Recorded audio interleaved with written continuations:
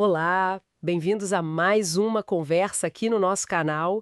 Hoje a gente vai mergulhar numa história assim super poderosa, Macbeth, do William Shakespeare. Uma obra fundamental, né? Totalmente. E a gente separou aqui uns trechos, os momentos mais cruciais dessa tragédia toda. Isso. A ideia é tentar entender os temas principais, sabe? Ambição, culpa, destino. E por que essa peça continua tão relevante, né? Mesmo depois de séculos. É para quem talvez não leia tanto clássico, mas tem aquela curiosidade, sabe? Exato, quer conhecer as grandes histórias. Então vamos lá. Vamos desvendar isso aí. Bom, tudo começa com o Macbeth. Ele é um general escocês super corajoso, voltando de uma batalha vitorioso. Ele e o banco, um companheiro dele. Isso. E aí eles dão de cara com três figuras bem misteriosas: as bruxas. E elas soltam umas profecias no ar. Chamou o Macbeth de nobre de Glamis, que ele já era, né? Certo. Depois, nobre de Cawdor, que era um título de outra pessoa. E o mais chocante, viva Macbeth, que há de ser rei mais tarde. Imagina ouvir isso.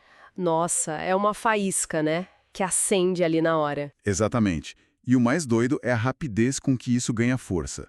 Porque, logo depois chegam os mensageiros do rei Duncan Sim. e nomeiam o Macbeth como novo nobre de Cawdor, porque o antigo nobre tinha traído o reino. Ah, então a segunda profecia já se cumpre ali. Na mosca.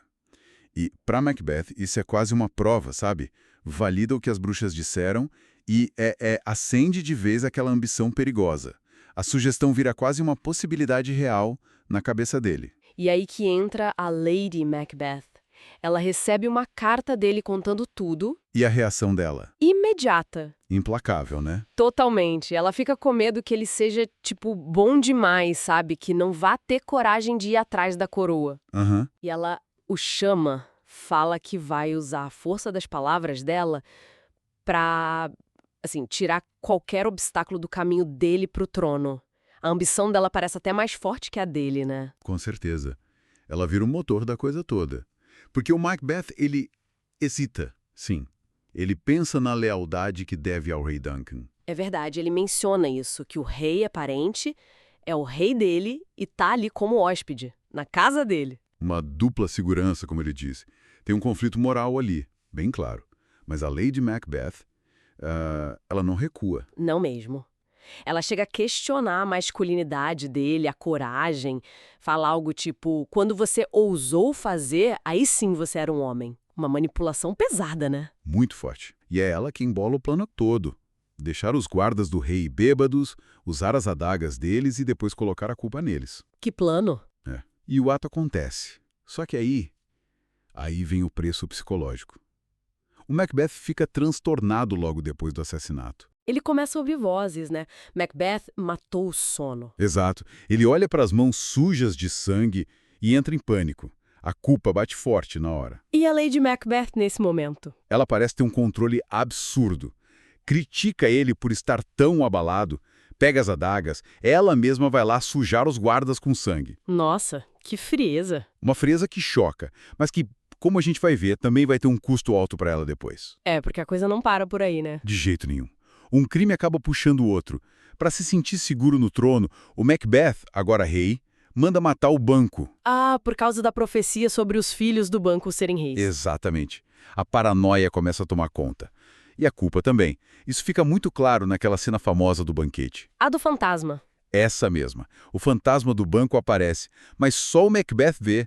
Imagina o desespero dele, surtando na frente de toda a corte. De novo, o que elas dizem dessa vez? Dão novas profecias, que parecem boas, tranquilizadoras, mas na verdade são enganosas. Dizem que ninguém, nascido de mulher, poderia fazer mal a ele. Isso parece bem seguro. E que ele só seria vencido quando a floresta de Birnam marchasse contra o castelo dele, em Dunsinane. Uma floresta marchar. Impossível, né? Parece, né?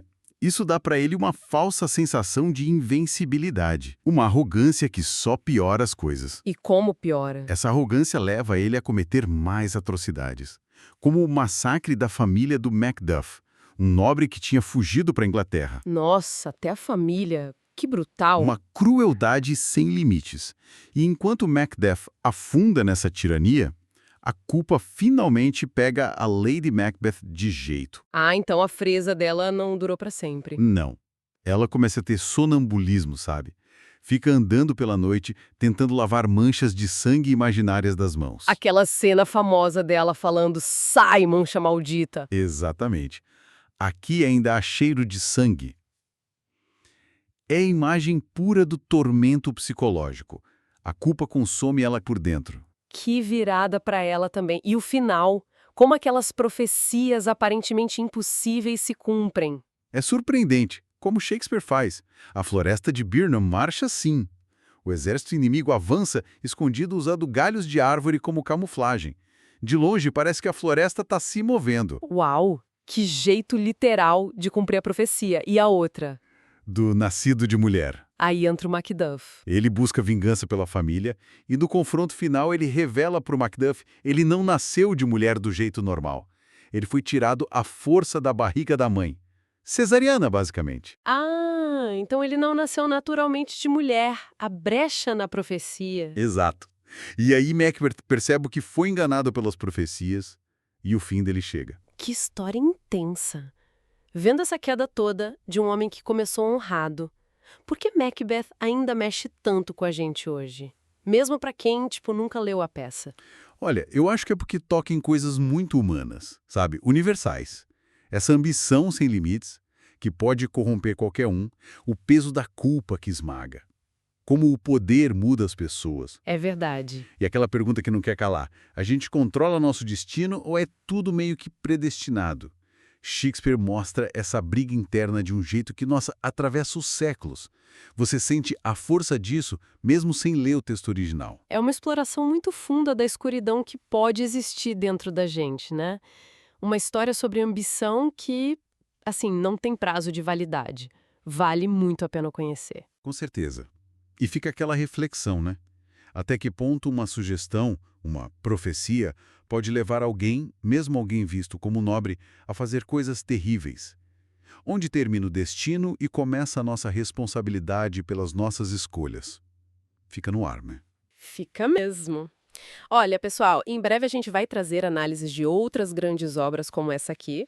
Sim, fiquem ligados. Para não perder nada, se inscrevam aqui no canal, ativem o sininho para receber as notificações e, claro, compartilhem esse vídeo com mais gente que tem essa curiosidade sobre os clássicos da literatura. Isso aí, compartilhem. Obrigada pela companhia e até a próxima! Até mais.